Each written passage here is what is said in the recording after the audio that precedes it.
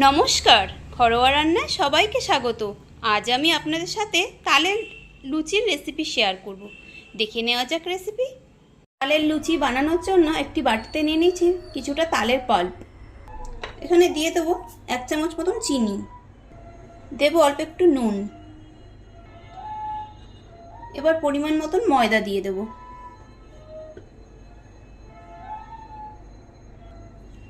অল্প একটু সুজি দিয়ে দেবো, এতে একটু মুচমুচে লাগবে, খেতে ভালো লাগবে। এবারে মেখে নেব। প্রয়োজনে আমি এখানে অল্প একটু করে জল ব্যবহার করব।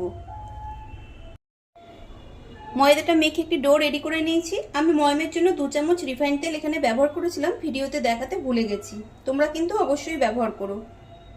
ওই ডো থেকে যে লেচি কেটে নিয়েছি, এবার গোল করে বেলে নেব তেল দিয়ে।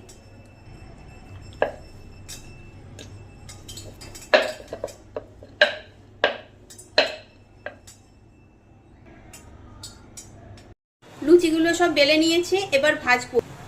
ওভেন অন করে একটি কড়াই বসিয়ে দিয়েছি, এতে দিয়ে দিয়েছি রিফাইন তেল। তেল গরম হয়ে গেছে, এবার লুচি ছেড়ে দিলাম এর মধ্যে। একদিক ভাজা হয়ে গেলে আরেক দিকে যে উল্টে দেবো। এভাবে সব লুচিগুলো ভেজে নিচ্ছি।